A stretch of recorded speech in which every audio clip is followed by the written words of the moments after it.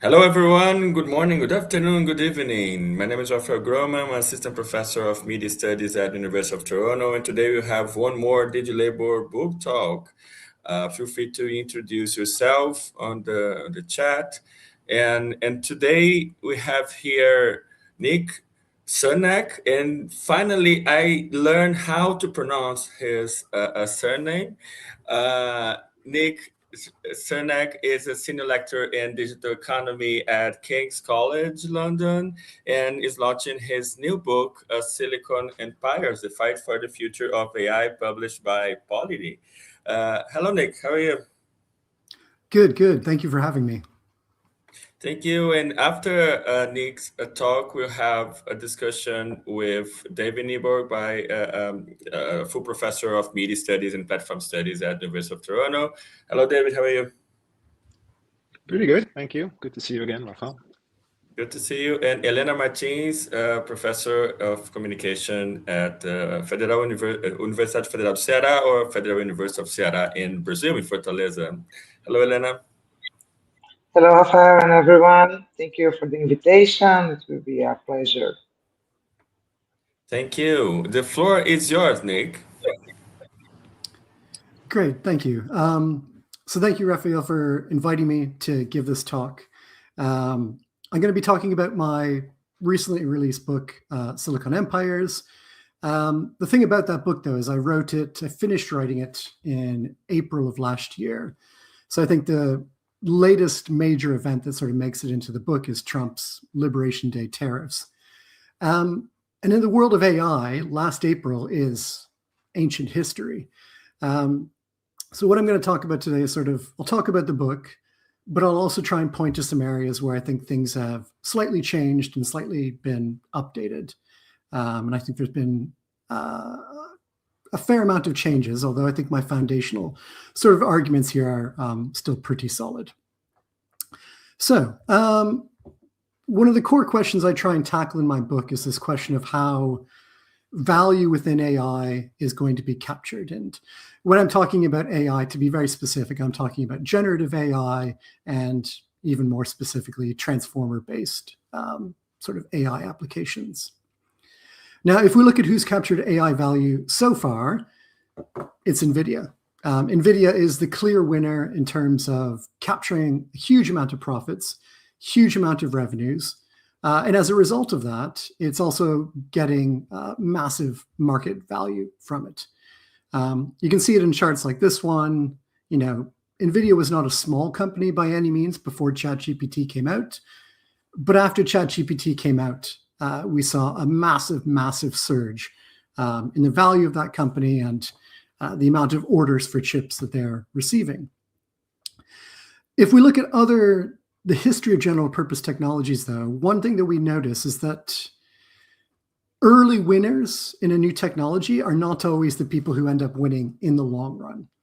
And I think there are a number of sort of headwinds to Nvidia.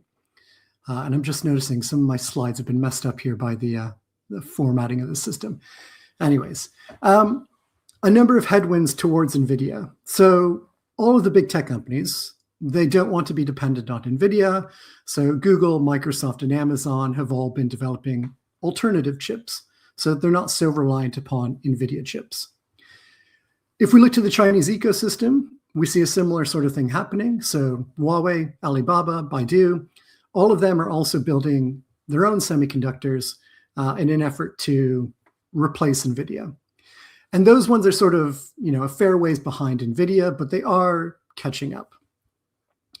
On top of that, to sort of add to Nvidia's problems, the Chinese government is increasingly just telling its companies and its state-owned enterprises that you cannot use Nvidia chips whatsoever.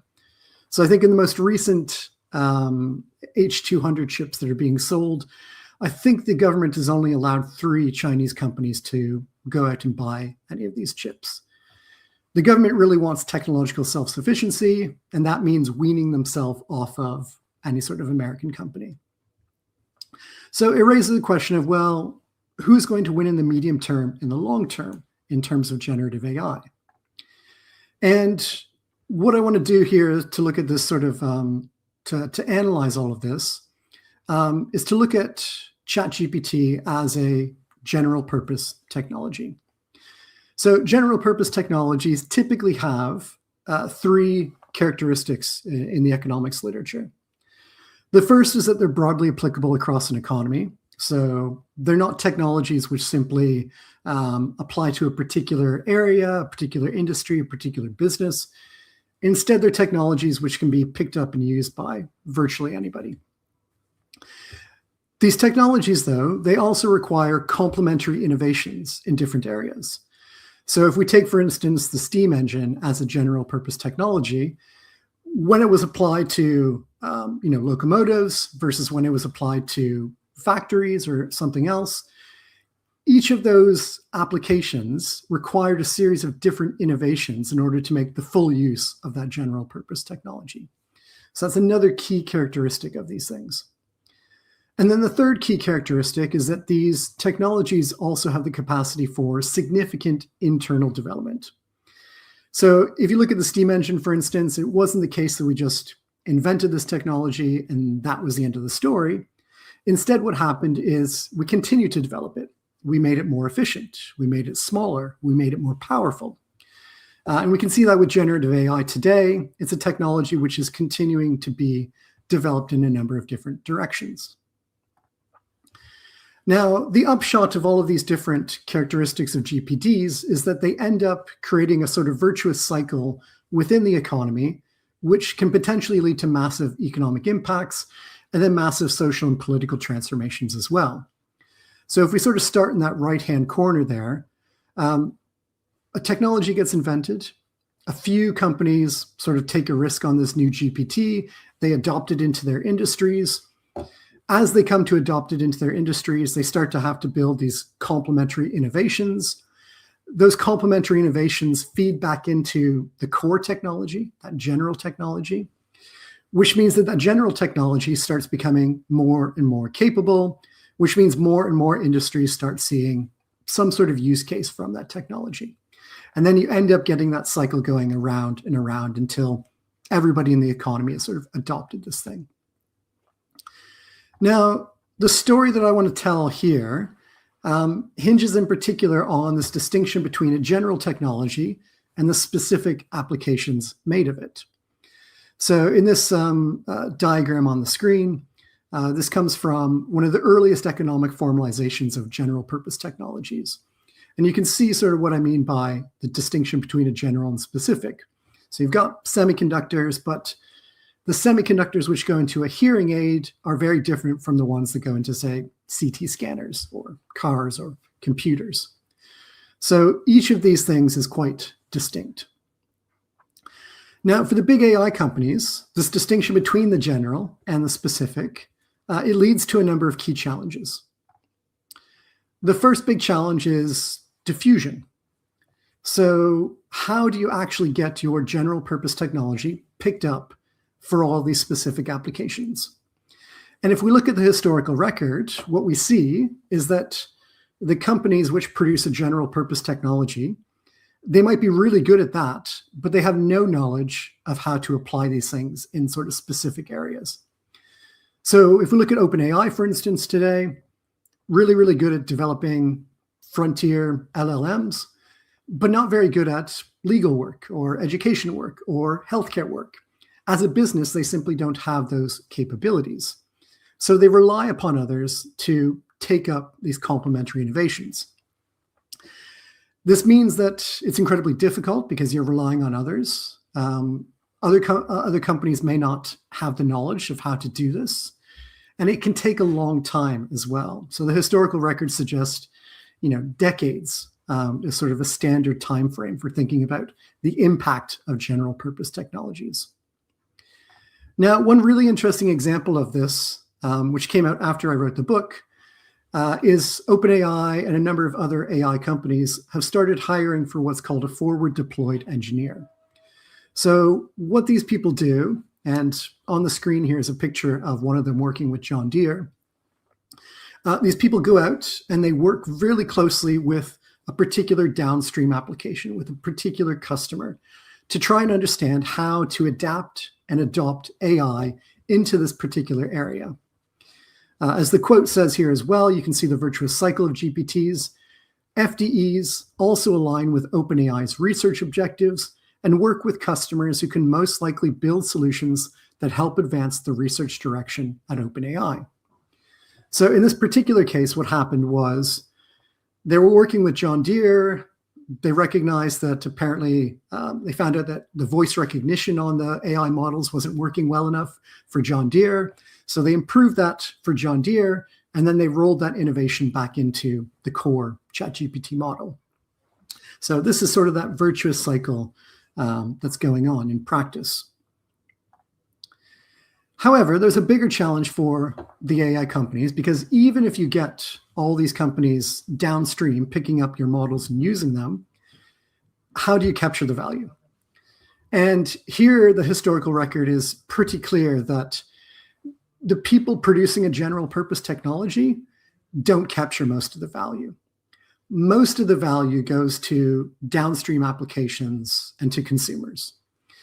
And in fact, a core sort of theme of the literature on general purpose technologies is that precisely because there are so few returns to building a GPT, that the government has to step in and incentivize companies to build these important technologies. Most of the value goes elsewhere. Companies just say, well, we're not going to build these things.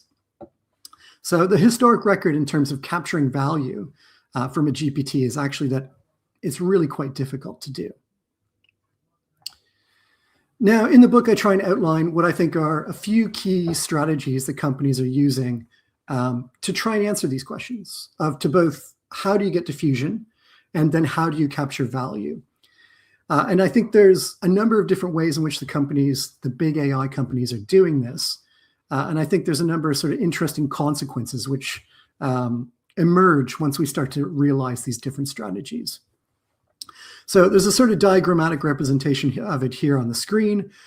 I'll also note that one thing I've changed recently is that in the book, the frontier strategy is just called the frontier strategy. But increasingly, I think the focus on a hub is a really crucial aspect of this strategy. And I'll get into that in a moment. So the first strategy here is the infrastructure strategy. It's sort of represented primarily by companies like Amazon, Microsoft, and Alibaba.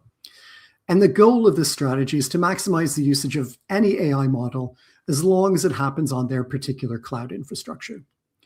And their answer of how to capture value is to try and just take a slice of every single use of AI that's possible. So not necessarily a huge amount of depth of value, but there is a wide breadth of capturing value through this strategy. Now, in terms of behaviors that emerge from this, these companies have a few key goals. One is to increase the supply of AI on their platforms. So they're constantly trying to get more AI models through offering cloud credits, through partnerships with major AI companies, through partnerships with model repositories like Hugging Face and stuff. And then they also try and increase the demand on their platforms. And this is particularly focused around minimizing the adoption hurdles for customers. So there's a lot of free training programs, for instance, offered for small businesses to figure out how to use AI on AWS and things like that. To give one illustration of this, this is a program here from Amazon called the AWS Generative AI Accelerator. I'm not going to go through all the details here. You can look it up if you're curious. But you can see that the first section there, they're offering up to $1 million in credits to startups. So basically, if you're an AI startup and you're looking to get a free $1 million of cloud computing, you can go to AWS and ask them.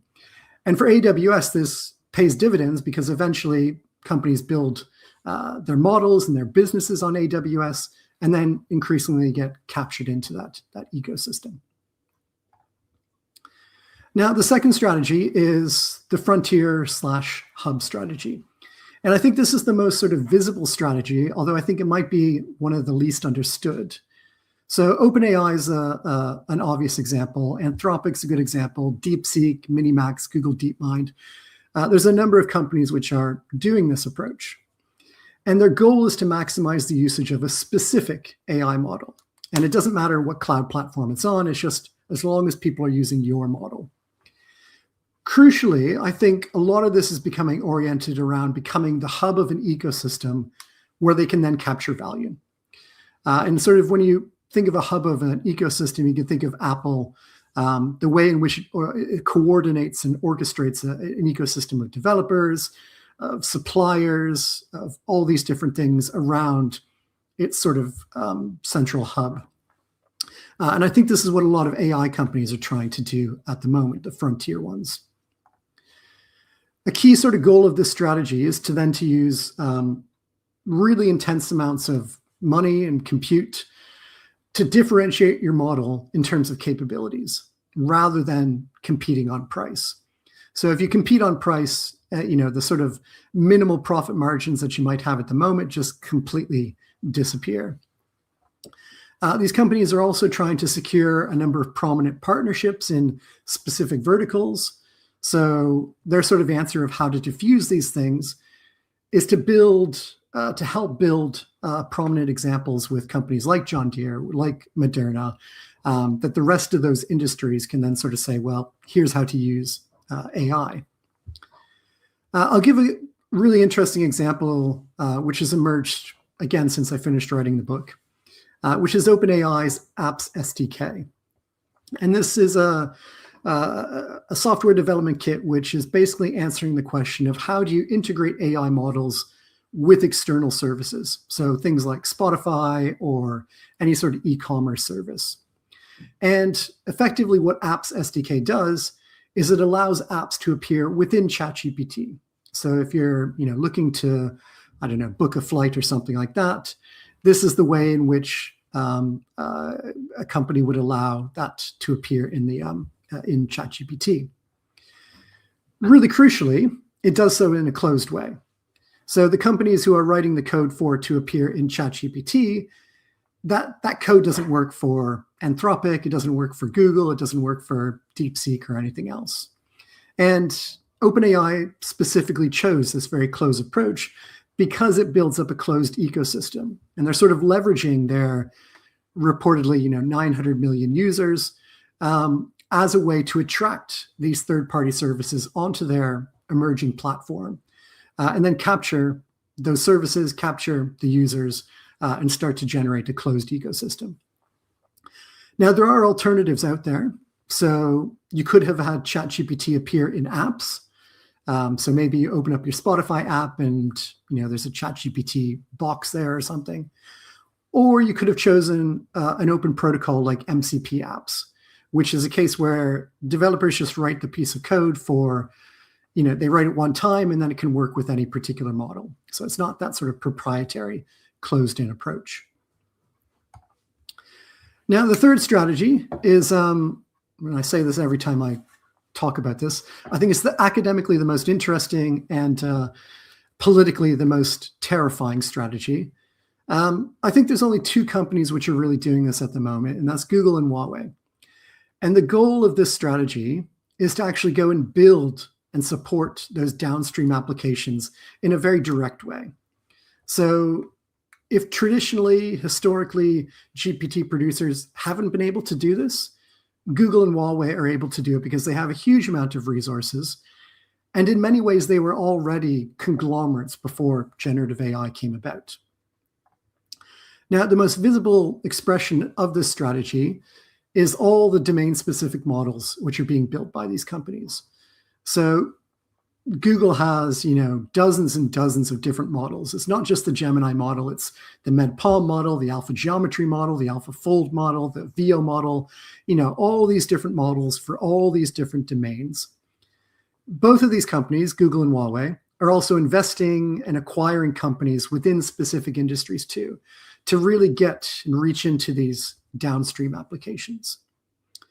And I'll give one example of it here, which I think is an interesting one from Huawei. Huawei's built a series of different domain-specific models, typically focused on what the Chinese economy is sort of broken down into. So they've got a Pangu Mind model, for instance, which is an LLM specifically designed for use cases in the mining industry.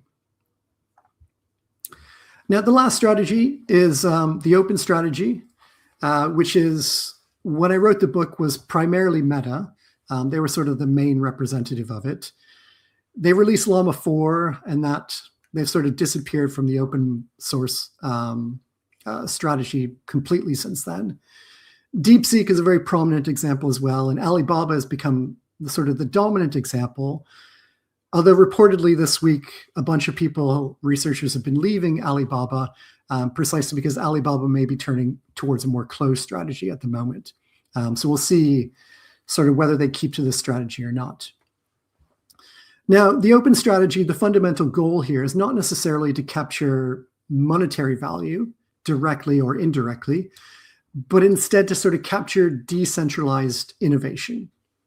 So the idea basically is you take this open model, which you've spent, in Meta's case, billions of dollars training, you release it to a global community, and that global community just plays with it, they improve it, they make it better, and then all of that decentralized free innovation can then be rolled back into the core model for Meta. And that means that it can reduce the cost of development and the cost of inference for Meta. And I think for the Chinese companies, it also effectively becomes a way to sort of slightly evade US trade restrictions on compute, because you give these models to a global pool of compute. In terms of behavior, one of the key things for this strategy is that because a lot of the open community is, not large companies, they're sort of small hobbyists, volunteers, people playing around with these models in their spare time. There's a lot of effort to support that community and really listen to them, give them a lot of documentation, tools, and whatnot to be able to play with this stuff. And then Meta really imposed some strict licensing rules around consistently having the Llama brand name throughout any derivatives of these models. So 4 different strategies, and I think there's a number of different sort of implications of these strategies. And I think one of the interesting implications of thinking about the AI sector as a series of different strategies is to recognize that there's different tensions between these strategies and different points at which each of these strategies might completely fail. And I won't go through this chart in a lot of depth, but I'll give one example which sort of illustrates this. So when DeepSeek released their R1 model in January of 2025, and the US stock markets just sort of went and tanked, basically because it suggested that all of this money which was being spent on frontier models, you didn't need to spend all that money. That in fact, you could do it for a much cheaper price than what had been previously thought possible. So this was really, bad news for the frontier companies, really bad news for Nvidia. But at the same time, Microsoft's CEO went out and was asked about all of it. And at that time, he said DeepSeek was a great thing, that he really welcomed it. And that only really makes sense if you recognize that Microsoft has a completely different strategy than OpenAI. For an infrastructure strategy, DeepSeek was great because it means AI models are becoming cheaper, they're becoming more widely available, more businesses will use it, more governments will use it, and that just means more money for the infrastructure strategy. So it's these sorts of tensions which I think are interesting to track out as events happen in the AI world. Now, all that being said, I've only talked about capitalist companies so far and pursuit of profit, really. But of course, we can't leave out politics nowadays. And especially when we talk about things like general purpose technologies. General purpose technologies have historically been really central to a lot of transformations in the balance of international power. So it's not a surprise then that basically every great power in the world and every wannabe great power in the world is focused on how to maximize their control and use of AI. There's a really good book on all of this stuff if you've not heard of it before, from Jeffrey Ding called Technology and the Rise of Great Powers. And the book is all about why have general purpose technologies had an impact on this international balance of power. And the traditional theory that Ding sets out in the book is leading sector theory or innovation theory. And the theory there basically says that the companies which innovate in a particular general purpose technology, they get monopoly profits. They can use those profits to boost the domestic economy. That boosts the domestic military, and that boosts your international standing. Now, Ding argues throughout the book that this is wrong historically, and he makes an alternative case for what he calls diffusion theory. And here the idea is that what's important about general purpose technologies is not who's leading in innovation, but who's leading in adoption and diffusion of this technology. And so the idea then becomes, well, the countries which win are the ones which adopt this technology widely, benefit the general economy. That boosts the domestic military. That boosts your international standing. And Ding's book is very much, a very persuasive case for this second theory. That being said, I think this distinction between an innovation theory and a diffusion theory really helped to understand the differences between the American strategy and the Chinese strategy when it comes to AI. America has, pretty simply, an innovation-focused strategy. They are trying to advance the AI frontier as rapidly as possible. As Trump's AI action plan has it, they are trying to win the AI race. This is largely fueled by private investment within America. It's also pushing a really strong deregulatory agenda domestically. So a lot of efforts to deregulate energy permitting, a number of repeated efforts to try and ban states from passing any laws around AI regulation. And then there's also, under the Trump administration, been a real minimization of AI safety concerns. And there is like some industrial policy from the US government, but this is a very market supportive and led industrial policy. It's not a very top-down sort of industrial policy that you might see in South Korea or China. Now, China's strategy is quite different. And this, in fact, goes back before generative AI. You can go back to the 2017 strategy document, I think, Next Generation AI Development Plan. And even in that document, they were talking about how do you diffuse AI throughout the economy? How do you get it adopted by all of these different organizations? So lots of support for pilot projects, for local experiments, lots of support for small businesses, and then a number of different government tools being used to sort of facilitate the diffusion of this technology. I think one really good sort of visual representation of these two strategies comes with how each of these countries is approaching the question of, well, how do we build out large amounts of compute? And in America, you have on the left-hand side Stargate, and this is the OpenAI-led project oriented towards building out extremely large compute clusters around the world, and it's all being designed effectively for one single company, for OpenAI. And the ultimate goal is to train one really big model, GPT-7, GPT-8, or whatever the case may be. By contrast, China also has a government-supported project to build out large compute clusters called the Eastern Data Western Compute Initiative. Here, the goal, though, is to build out decentralized compute clusters, not just massive centralized ones. That compute is then going towards many different organizations, not just one organization, and is aimed at not just training a big model, but training a lot of different models, running all of these models, and that also has the additional goal of regional development. So the sort of Western compute is the lesser developed regions of China. You've got cheap land, cheap energy. It's perfect for data centers, and you can use this as a way to sort of get some investment into those areas. Now, that's the domestic approach, but then there's also, especially between America and China, efforts to dominate internationally.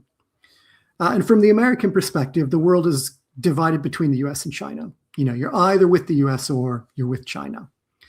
And relying upon that domestic innovation strategy, when America's going abroad, they're leveraging their control of those frontier technologies in order to get their way, particularly through bilateral deals with a number of different countries. The Trump plan, the AI action plan, also explicitly calls for quote unquote full stack AI export packages. And then there's a number of initiatives which have been launched to sort of facilitate the expansion of the American AI stack. So there's this Pax Silica initiative, which is designed to particularly secure supply chains around AI with allies of America. And then the Tech Corp is this new initiative that's based around the Peace Corps, but it's specifically designed to sort of get Americans to go out and integrate into companies and get the American AI stack integrated into all these foreign countries and foreign companies as well. On top of all that, America has also been pushing against any sort of international regulation of AI. You know, if they're not participating in these sort of bodies, or they're going there and sort of saying this is all a bunch of nonsense. So they've really turned against any sort of international regulation. Now, China, by contrast, is quite different. And I think China's international strategy is still very much in formation. I think a lot of their strategy is partly a matter of opportunity as America steps back from traditional roles, but also a sort of strategy of constraint in terms of what they actually can do, given the technological capabilities they do or do not have. One of the things they've been doing over the course of 2025 and into early this year is to take more leadership of global governance efforts and supporting a number of different multilateral proposals for a vision of how to regulate AI globally. They've been proposing and pushing international standards. They become the most vocal supporter and supplier of open source AI. So there's now more Chinese open models than there are American open models in the world. And they've also been offering support to global South countries to build up their technological capabilities. In practice, I don't know if that's amounted to anything yet, but the rhetoric at least is very, very different from what America has been saying. So all of this is, you know, sort of in flux at the moment, but this seems to be what China's intending to do. Now, everything I just said is a sort of simple story about the strategies of these countries. The complexity comes from the fact that there's a lot of different tensions in practice. One of the big things I try and argue for in the book is to argue that what was once this nice sort of hegemonic consensus between Silicon Valley elite and Washington elite in America, you know, about what digital technology is supposed to do and about how it supports American power abroad, that consensus, which might have peaked back in the Obama period, is now gone, and it's increasingly replaced by a much more sort of conflictual set of different interests. On the one hand, you've got big tech companies that are continuing to push for global markets. They want, you know, they grew up in a neoliberal world. They thrived in a neoliberal world. They don't want tariff uncertainty. They don't want export controls. They don't want geopolitical tensions. Big tech wants a nice, smooth global market. But you also have this emerging defense tech scene. So companies like Anduril, Palantir, Shield, and a number of others, and increasingly venture capital firms coming up behind them, they're all pushing for a geopolitical vision of the world, and they're pushing for an economic security priority instead of a sort of a neoliberal priority. As we saw last week, there's also growing struggles between the AI labs about control over things like military technology. Anthropic last week said that it had red lines about using AI to surveil American citizens and the role of AI within fully autonomous weapon systems. And the government, you know, didn't want to have those sorts of limits put on it. So there's these sorts of struggles between what the government wants and what these private companies want. There's also, despite all the stated intentions of wanting a lot of innovation within America, you've got libertarians and Doge who went in and destroyed, you know, a lot of basic state research capacity. You've got mega nationalists and the fascism of ICE basically scaring away much of the global talent that's available, and if not scaring them away, deporting them and, you know, making them fearful for their careers. And then at the same time that America wants everybody in the world to become dependent on the US AI stack, you've got Trump, who's basically threatening everybody and making countries really wary about becoming dependent on the US AI stack.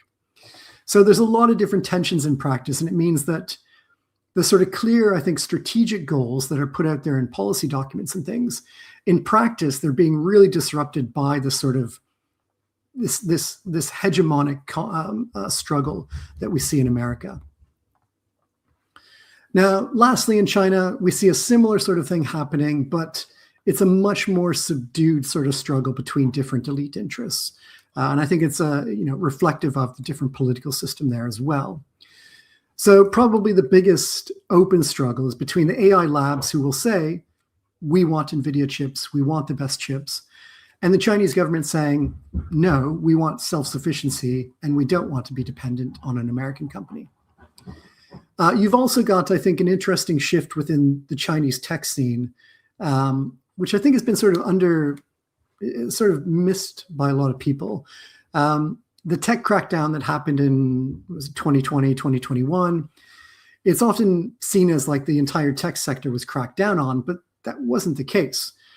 It was platforms which were the focus of the crackdown, and the hard tech companies like Huawei, like the lithography companies, like the semiconductor manufacturing companies, those companies were let off. They weren't affected by the crackdown. So I think there's been this sort of shift in the balance of tech power between hard tech on the one hand and the sort of traditional platforms on the other hand. And then the last tension that I sort of see in China is very much a latent one. I don't think it's very visible in any sort of policy documents or public proclamations yet. But I was personally sort of surprised to see China increasingly supportive of open source AI over the course of 2025, precisely because open source AI is much more difficult to control the sorts of content that are being produced by these models. So any sort of government concern about how you control the content, sort of censorship issues and things like that, at some point they might run into tension with that support for open source AI. And I think this might become a bigger concern in the future, but maybe not. So my last slide, just sort of posing a provocation, and we can discuss this. Three sort of outcomes of where all these different dynamics geopolitically might be headed. One is sort of fully decoupled hemispherical stacks, a US AI stack, a Chinese AI stack, and if the EU sort of gets its act in order, then maybe an EU AI stack as well. I think that's unlikely. I think the technological, political, and economic conditions for that sort of thing to happen are extremely unlikely. Much more likely is the overlapping of distinct technological stacks, which means that third parties and middle power countries can then sort of do this poly-alignment strategy that we're starting to see emerge, where basically they can play the great powers off against each other and start to use that sort of intermediate position to their own benefit. And then on top of all of that, I think we already see this happening, but it's a multiplication of digital sovereignty projects. So the EU is one of the most prominent examples, but you've also got South Korea, you've got India, you've got Brazil, you've got a number of other countries also really pushing for AI sovereignty in some way. And one of my intuitions that I'm trying to develop in research right now is that as AI agents become increasingly important to everything, to our economies and to our businesses and to our politics, the nature of AI agents is such that they're really going to drive, I think, more impetus for AI sovereignty. So I think we'll see a flourishing of that in the future. Where it all goes in the end, I don't know, but I think these are just some of the broad sort of paths forward. And I'll leave it at that. Thank you very much. Great. Thank you very much, Nick. 1 second. We'll remove. Yeah, thank you so much for your amazing presentation. I especially appreciate the way you reflect about your book after writing and improving the classification. It's interesting sometimes. My students came with your platform capitalism book and say, okay, this is the definition. I say, yeah, but it was launched 10 years ago. You have to reflect Yes, on yeah. that. So I really appreciate that. And also I like the value capture like strategies. For me is one of the most insightful parts in the book. So now we have here David and Helena. I'll pass the ball to David for your comments, questions. Thank you again for accepting the invitation. Thanks, Raphael. Thanks, Nick. Let me start, of course, with congratulations on finishing a book. It's never easy to write one and get one published. Should not go unsaid. It's a great book. I read it cover to cover, and I tremendously enjoyed it. It's a good primer on where AI is at. I thought I knew a bunch of it, and then I didn't. So that's, I learned something, which is that's the should be the benchmark, right? I learned a great deal. Also enjoyed your political stance and particularly your geopolitical insights, which is not typically something you get with the AI conversation. It's either super specific or all about geopoliticals, but you find a nice middle ground. I have a bunch of questions, but I have one big question, and maybe that will take up all my time. I'm so curious in your intellectual, personal, and political trajectory, because as we know, we book authors, writing a book is a set of constant decisions. These are essentially political decisions, epistemological decisions, but it's a constant set of what goes in the book, what goes out, who do you cite, who do you not cite. And so my question is, why? Not to say like you made the right or wrong decisions, but just really interested in why you made these decisions. Not necessarily, again, I want to emphasize, not to critique them, but I'm really curious where you're coming from, because that helps me understand that trajectory, because I'm struggling with, I think, some of myself in the book we're writing with some of the decisions you have made. So I'm very curious where you're at. So let me make more explicit where I'm coming from.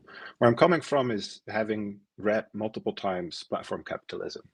I'm in platform studies. How can you not? Every paper we write, every book we write, everything we do, we have to, not have to, but we gladly cite that book. It's a touchstone in the work on platform studies. But what I'm seeing is an interesting shift. And I'm very curious about this shift. And I would almost say it's a political shift and it's an epistemological shift. It seems in your thinking, and maybe I'm completely wrong, but this is where the question is coming from. So what I noticed in chapter 2, particularly, is that you use a certain conceptual apparatus. And it's, Raphael already alluded to it, it's the notion of value capture and value creation. It's the notion of complementary innovations. And these are all rooted in hardcore, I'm simplifying a little bit, but for the sake of conversation, makes it more interesting perhaps. This is orthodox economics, business school language. The T's, T's is sort of one of the defining figures in that line of work.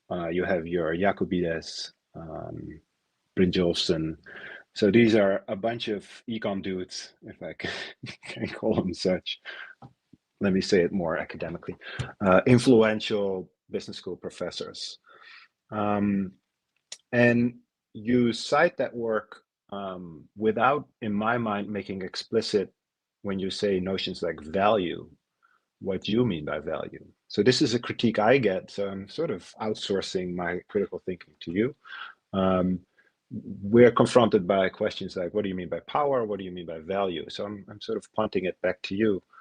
How do you define value? Because what's on the page in the book, value is how business school professors define it, which is a very narrow understanding of what value is. It's about pricing, it's about customers, it's about strategies and creating and capturing value for companies. And you use that conceptual apparatus. And I always have been very okay with that myself and ourselves in our work. I think there's tremendous value in that scholarship. And your book shows, once again, to me, it's a validation of drawing on work from management and business scholars, because it has sometimes much more empirical and conceptual depth than the work coming out of our field, media, comms, and platform studies. So I completely see why you have done that. But the critique we get constantly is like, hey, mostly from our critical friends in political economy, critical media studies, is, hey, you use this apparatus without pushing back against the politics there. So I wonder if you can give a bit of an insight why you made those decisions. You don't seem to make it that explicit. Why not? And I'm curious about that decision. And then maybe lastly, this is a bit more self-serving, but I'm still very curious about it. You don't seem to engage that much with the work in platform studies. So I saw that you cited the work of my friends and colleagues, Fernando van der Vlist, also Diewertje Leitze, who wrote this, I think, brilliant paper in Internet Policy Review, which you cited. But that's about it. So rather than being defensive about it, maybe I can ask you a question that's a bit more sort of positive, glass half full. What is missing in platform studies? What can we do better to where you would have said, oh, if you would have done this more, I would have drawn on that body of work more. So let me leave it at that. Great, Nick. Yeah, brilliant questions, really. Thank you for that. Really, really good questions. I'll maybe start with the second one because I think it's an easier question for me to answer. I think the first one's a nice, challenging one. I'll try and explain myself in a bit. But so the platform studies, yeah, you're absolutely right. I don't really discuss it all that much in the book. And one way I've been sort of joking about Silicon empires is that I say, well, it's platform capitalism 2.0, but there's far less capitalism and the platforms have sort of disappeared. I think the nature of AI is different from platforms. The nature of generative AI is different from platforms, at least right now. I think that could change, and I think it might be changing over the course of 2026, in which case I think a lot of the conceptual tools of platform studies will become increasingly useful and relevant to try and study these things. But I don't think sort of traditional, in platform capitalism, a dominant concept was of network effects. And these things don't have network effects yet. They're trying to build it into them, but you can see it in the fact that when a new model comes out that's like slightly better on the benchmarks, everybody just moves over to it. There's no sort of lock-in to a particular ecosystem. There's no sort of path dependencies here. And even the sort of personal data, like I'll give you an example. Claude just introduced, and I think Gemini's introduced it this week, a system to basically, you can enter in a prompt to ChatGPT, get all of your personal information from ChatGPT, and then give it over to Claude. So like these sort of traditional platform network effects, I think they're just not as important to date in terms of what's happening in the AI world. So that's my main sort of issue and why I didn't end up relying upon it as much. Again, I think that could change. I think the companies wanted to change. And that sort of frontier hub strategy is very much a sort of platform strategy in the end. But that also maybe helps explain why I ended up relying more on traditional sort of business school theories and stuff. I mean, I didn't go into this book thinking, oh yeah, I'm going to use business school and management stuff and all of that. I never would have guessed that. But it became a matter of trying to think about what is the nature of generative AI as a particular technology. And the general purpose technology literature really spoke to me as like, yes, this is really essential. There's a similar sort of concept in Marx, for instance, the general conditions of production, and people like Dyer Witherford have picked that up in a number of books. but it's not quite the same as general purpose technology. The general conditions of production are much more about the sort of infrastructure required for the economy to run. And I don't think AI is quite that yet. It might become that at some point, but it's not quite that yet. And I think it has dynamics which are better aligned with the literature around general purpose technologies. So that was sort of my into this field, was this is the framework which seems to me most relevant for understanding what this technology is doing. And from there, it became a matter of thinking about what are the aspects of general purpose technologies that are, sort of unique. And that issue of the value going everywhere but the people who are making the GPTs, that really spoke out to me as like, actually, this is, a crucial sort of issue. This is historically what's happened. There's no reason to think that it won't happen with generative AI as well. Maybe OpenAI will just become a commodity producer and all the value will go to Moderna and to John Deere and all these other companies.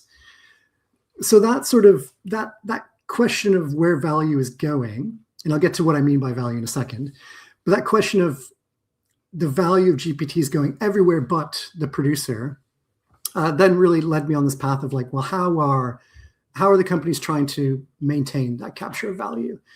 Because one thing that's really different about AI from previous general purpose technologies is that it's private investment led. It is a huge amount of money being poured in by these companies, and you don't need that government support that's sort of traditionally been required for a GPT to be innovated upon.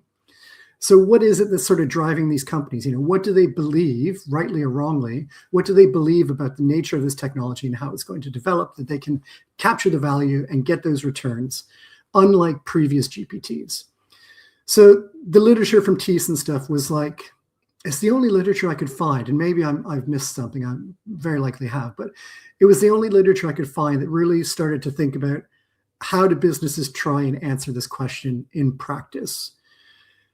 And, in platform capitalism and Silicon empires, a lot of the work has been just about what are companies doing?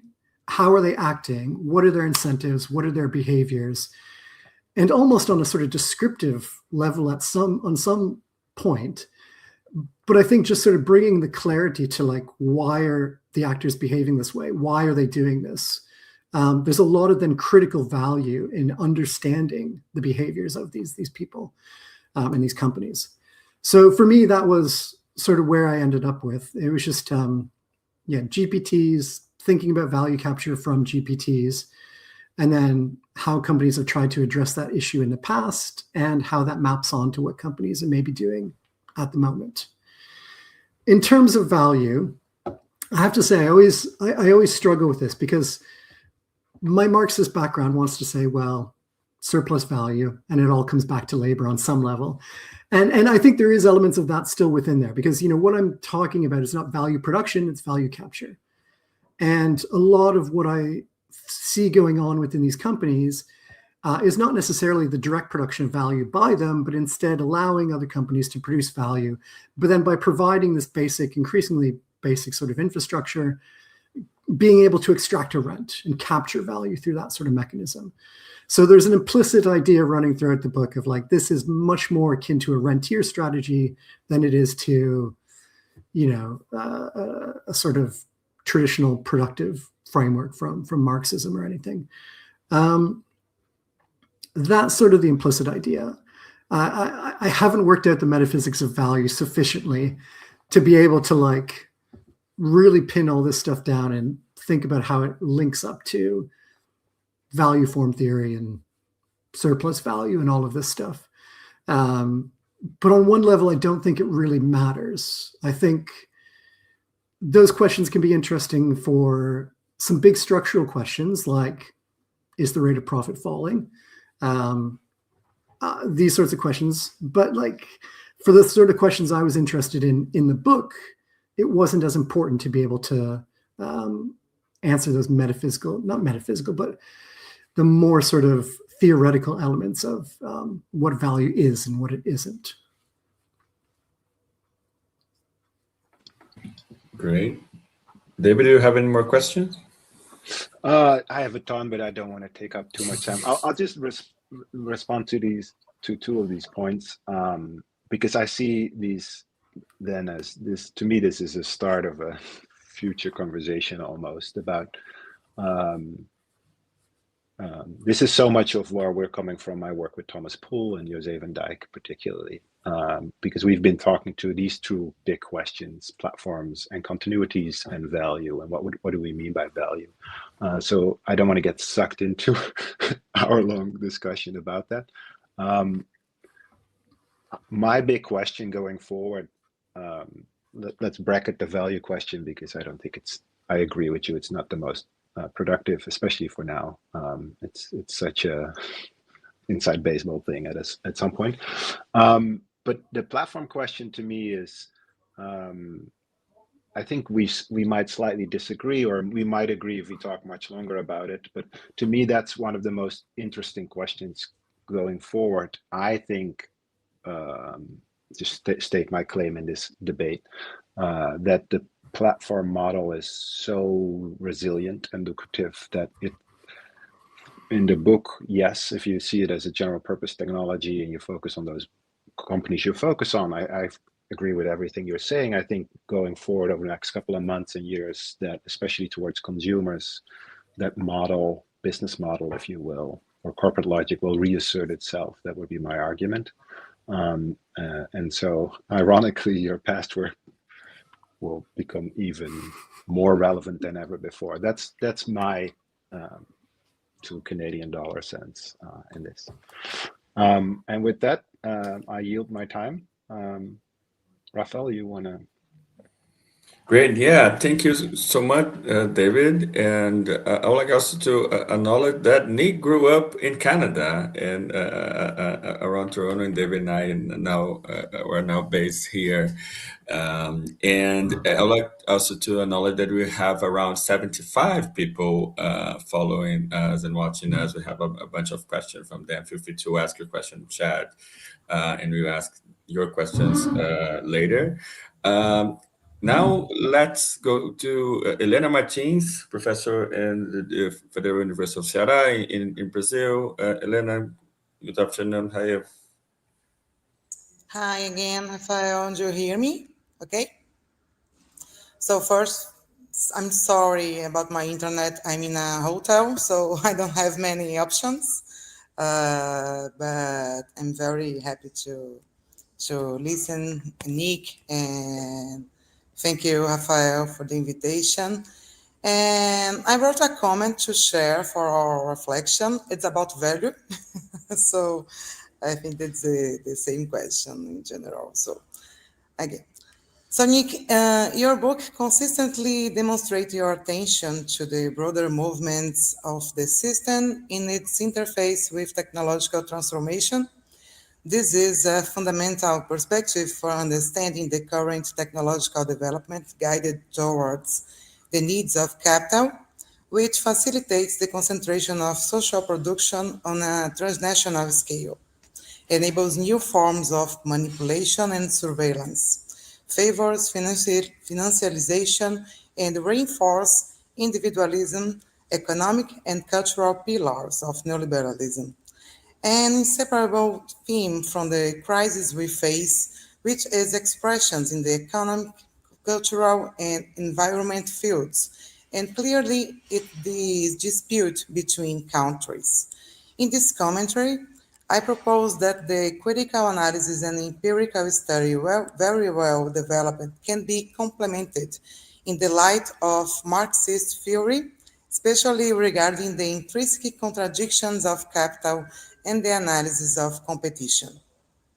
You agree that, I quote, from a critical perspective, thinking in terms of bubbles narrows the vision of AI's impact too much. Finish. This may be true if we remain within a framework of analyzing expectation in the future of the future.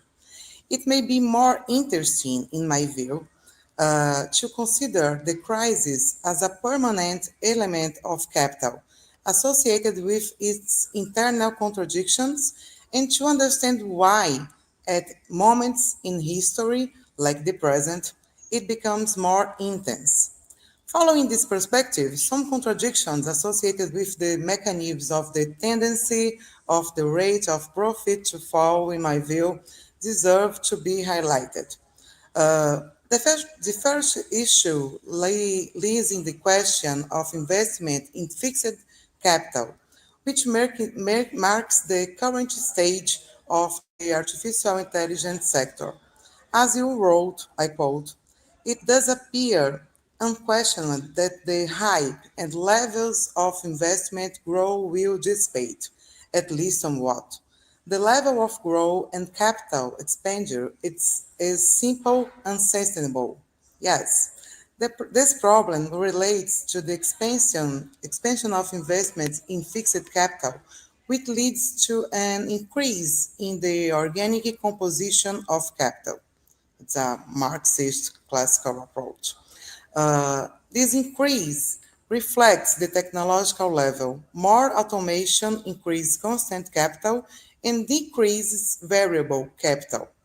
The result is well known, the tendency for the profit rate to fall. The problem becomes more complex due to the characteristic of the digital economy, which relates to the question of value creation. In the book, the debate is conducted from the reconnection that companies developing different value capture strategies, uh, as I discussed before. The different strategies illustrate something that Brazilian political economy of communication draw authors such as César Bolanho and Rui Sardinha Lopes emphasizes the broad socialization of knowledge enabled by new information and communication technologies, a problem that accompanies the entire so-called knowledge economy. At this moment, as in the past, the issue of intellectual property arises. By construction, an artificial mechanism to contain the circulation of knowledge, the system introduces into its core a speculative dynamic inherent to the logical of financial dominance, which is also part of capitalist restructuring. On the other hand, property rights become central to capitalism competition.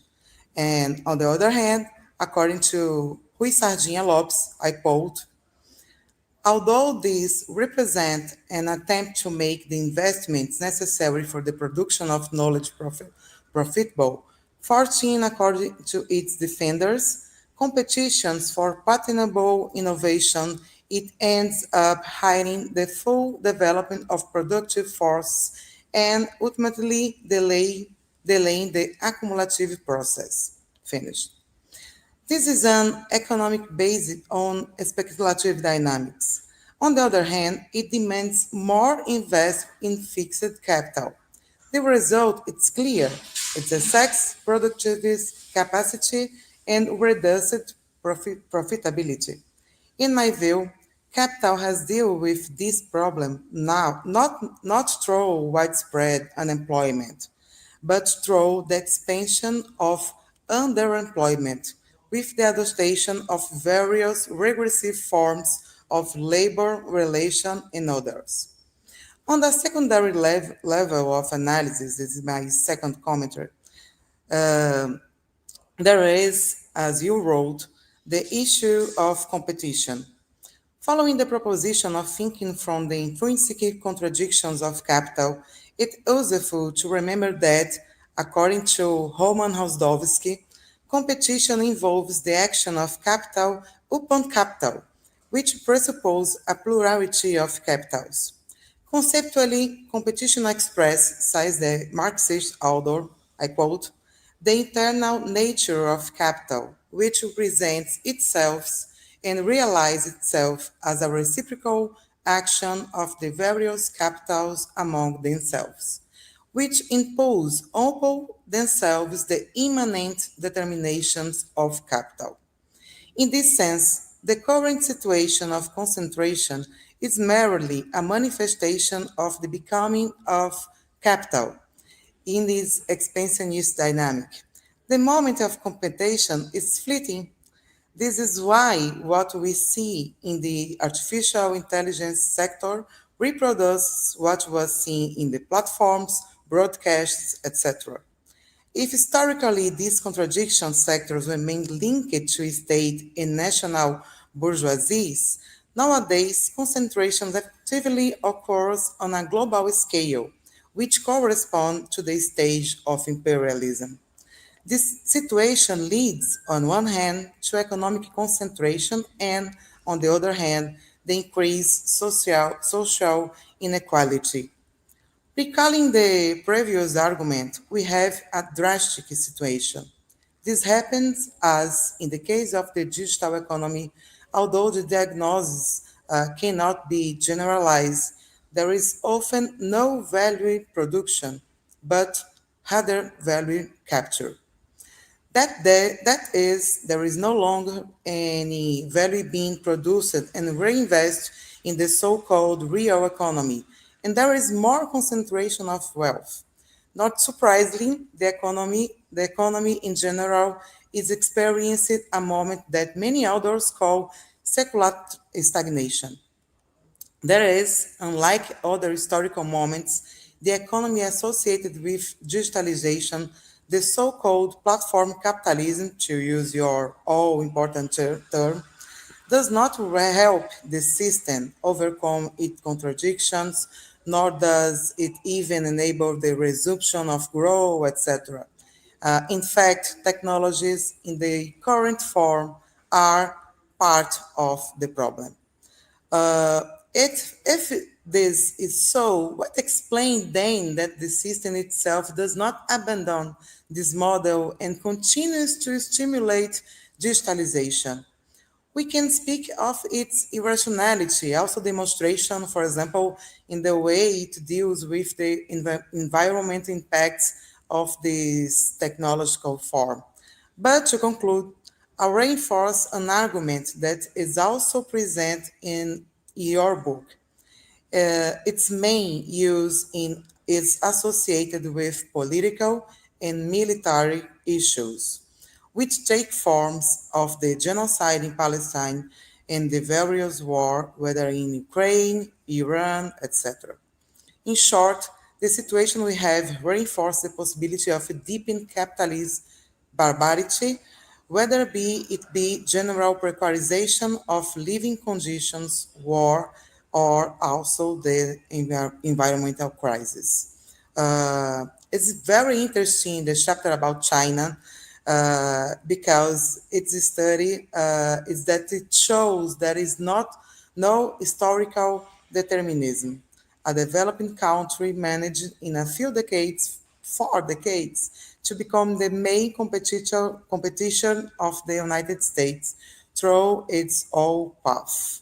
So, to the end, this presents us two movements, in my opinion, tactical and strategic movements. In the first level, it's fundamental to assert the sovereignty of countries and build paths to technological independence so that they can define how and why to develop technologies. In more general or more important level, what is at stake is the need to overcome the social form of this technology, which can only occur in another logic of social organization. So it says it's a big question for our present and for our future. So congratulations again, and thank you, and thank Rafael to the opportunity. Thank you, Helena. So you have like the value competition in a more like, I would say, more orthodox Marxist reading of your book, Nick, for you to engage with. Yeah, thank you very much for those comments. Really, really interesting. Let me caveat that all by just saying I've got construction going on just outside my window. So if you hear some massive buzzing while I'm talking, yeah, that's why. Yeah, so I mean, I don't see much of what I've written as necessarily at odds with that presentation there. I think there's, I think one thing that I'm was really interested in the book is in terms of the competition between capitals, between the companies, and the ways in which that impacts on the particular development of the technology. And you can see this, for instance, in the ways that over the course of the past couple of years, a lot of the AI safety groups within these AI labs have just been pushed to the side. You know, they've been sort of any worries about existential risk, any worries about, you know, bioweapons or misuse of this technology. It's all been pushed to the side because the competition is driving, you know, producing products. There has to be a product for consumers to subscribe to, for enterprises to purchase. You know, this is driving a lot of this development. On top of that, there's the geopolitical competition, which, you know, it's called an AI race, but I really don't think it's a race. Like, if it's a race, China and the US are heading off in different directions. But there is some sort of tension there, especially from the American perspective. And for them, it very much is a race to AGI. And again, that sort of competitive dynamics at the geopolitical level, which are, you know, it's not economic competition, it's geopolitical competition. Those are driving, again, the particular development of the technology in a particular way. And I think, you know, what we saw last week with Anthropic is one expression of that. You know, any sort of concern about AI not being ready for a fully autonomous weapon system, that has to be pushed to the side. And any company which would ever say that needs to be destroyed, which is effectively what the US government is trying to do with Anthropic right now. So this is all understandable, not in terms of any individual, it's in terms of systemic pressures from capitalism, but I think also geopolitics is a really important element there. And, you know, sort of unlike that Leninist period of imperialism, there isn't quite this convergence of interest yet between the AI companies and between what the government wants. And Anthropic last week was a good expression of that. You know, there's a divergence of interest that remains in many, many ways. And so it's you know, it's imperialist in many ways, this new system we're coming up into, but it's a different form of imperialism than what, say, Lenin was diagnosing. And I think we need to be alive to those sort of discontinuities. All of that being said, to sort of answer, I think, one of your questions about, you know, why does capital continue to perpetuate this, you know, go down this pathway of digital investment and all of this, you know, massive speculation upon the returns in fixed capital. And, you know, the same reason that capital always does, which is that what makes sense for an individual company may have dire systematic effects. And for an individual company, for OpenAI, for Anthropic, for Google, it makes sense to continue building up massive amounts of capital expenditure and fixed capital, even if at a systemic level, that leads to a further decrease in the rate of profit. It leads to a bubble, it leads to a crash, it leads to all these sort of knock-on negative effects. But within the sort of internal logic that's from a firm's perspective, it does make sense. And I think that's, you know, that's one of the, it's why, you know, part of the book I really want to focus on these systematic dynamics, because as you say, it's the social form which needs to be changed. It's not that there's, you know, the individuals in charge of this stuff are not necessarily evil by any means. And actually, I think many of the people that are working in AI labs have really good intentions. But once you get into these structural elements, what individuals think matters increasingly little. And we'll see what happens with Anthropic, you know. Dario Amodei has said, these are the red lines, we won't go past them. But how far can he be pushed until he sort of has to accept them, or his company just goes out of business, which is, of course, precisely the logic of capital. If you don't follow the logic of capital, you get pushed off from the face of the earth. That's the selection mechanism of capital, and that's the way it's always been, and that's the way it's going to continue to be until we develop a new social form. And I think, you know, that is the ultimate sort of goal. I don't try and tackle how to do that in the book by any means, but I do think it's something that needs to be considered in terms of not just not just how do we develop a different type of AI technology, but what are the social conditions under which that becomes possible in the first place? Excellent. Thank you so much, Nick. We have a lot of questions from the audience. I'll pick some of them. There's a question from Tanner Millers, a professor here in Ontario Tech. He also said, would love to chat more about the value capture concept. So it is a kind of like a collective invitation for us to discuss value. But for now, a question for everyone. If you take a longer historical view, empires have always relied on information and communication technologies, from telegraph cables and radio TV broadcasting to internet, to stand and sustain various forms of economic, military, and cultural ideological power. How should we situate new AI LLMs within that longer history of empires and ICT infrastructure and superstructures, especially in relation to US empires? What is old and what is continuing? What's the new and different in this AI moment? Something like in the David's comment also appears in terms of platforms and AI continuities. It's up to you, Nick. Yeah, good question. And yeah, Tanner, I'd happy to chat about the value concept at some point. Partly because I'm not entirely sure of my own thoughts on it, so like discussing it with other people would be great and useful. In terms of the ICT infrastructure, yeah, I think there's clearly a major role for that in the past, and there's lots of research that's been done around that. I think AI is slightly different in a couple of ways. There is a way in which you can consider it to be sort of a traditional, media infrastructure. And there's that sort of, the theory of AI as a cultural technology, I think, is really good in terms of that sort of thing. And I think there's a lot of value in seeing LLMs in that framework and trying to understand how that sort of feeds an imperial project. I think, though, my hunch is that the more important aspects of LLMs is precisely their capacity to perform work ultimately.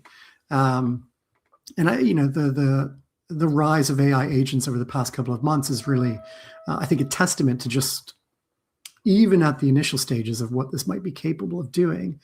So that's sort of where I think the ultimate power comes from. And I'll give maybe a more concrete example of this from research I'm trying to figure out right now. So AI agents, for instance, if they become an increasingly central part of our economies, precisely because they can be so efficient, they can be so effective, they can be so quick, and all these other things which are great for economies. If they become increasingly central, though, what happens when there's, say, a European country or any country in the world, really, that's dependent upon an American company providing that AI agent, providing the model, the scaffolding around it, the infrastructure. We have examples already of Anthropic, for instance, cutting off API access to XAI and to OpenAI overnight. And there's nothing to say that, some future variant of Trump wouldn't just say to Europe, well, nice agent economy you have there, but we're going to cut it all off overnight. There's a massive amount of dependencies built in and infrastructural power that's built in to these sorts of things. And I don't think just conceiving of them in terms of ICTs is necessarily sufficient to really account for that economic leverage that seems to be emerging with AI systems. Great. We have a lot of more questions, but I'll just give you an overview and you can answer whatever you want. There is one from Sam Lamoureux. Is a socialist strategy also possible for development of AI? Rhetorical question. I don't think so, but I would like to hear Nick's opinion on this point. There's a question by Sebastian on how do you see Latin America within the global power struggle to develop AI sovereignty? What are your expectations, predictions for the next 5 years? Oh, this is really also a great book, and cheers to all discussants. And there's another one on how do we move to inclusion of total costs. They are externalized by big tech, environmental damage, mental health impact for workers, etc. Feel free to give your final remarks, Nick, with this. Yeah, good questions. On the last one, I think it's worker struggle, which ultimately enforces that internalization of costs. Content moderators are a good example of the ways in which they've unionized and struggled in order to get the mental health costs imposed upon them somewhat recognized by companies. And I think similar sorts of things can be done elsewhere as well. Latin American sovereignty, I think Brazil's a really interesting case. I think what they're sort of doing around AI sovereignty has been one of the more progressive approaches, let's say. And I don't think there's necessarily any reason that countries should say no to data centers. I think data centers can be fine if they're done in, with respect to local communities, to environmental impacts, and to, the tax base of countries and things like that. And I think Brazil has done a fair amount to ensure that the data centers which are coming in are sort of benefiting Brazilians more broadly and not just American tech companies. I'm somewhat more skeptical, I should say, of efforts to build independent LLMs, national LLMs, and just sort of say, like, I think Chile's got, for instance, their own national LLM that's being built or has been built. And my question is always, well, who is going to use it? Like, is the average person going to use that, or are they just going to turn to ChatGPT again and again? And probably it's going to be ChatGPT. So I'm never quite sure about the value of those things. Lastly, in terms of socialist strategy, so I think many technologies have different sets of affordances. I think they can be repurposed in different ways. They can be put towards different uses, and the particular ways in which they are used right now is not necessarily the only way in which they have to be used. So I don't think socialism is incompatible with AI. But in terms of what this sort of means in practice, I have to say I'm still thinking about it because I read, and if people haven't read it yet, the Aaron Beninav and Evgeny Morozov discussion and Leif Weatherby discussion about socialism, AI, planning, and things. I'm still sort of going over that discussion in my head and trying to think about how it changes a number of ideas that I had held about AI and socialism. But it's a really good discussion. I think it's a productive one that,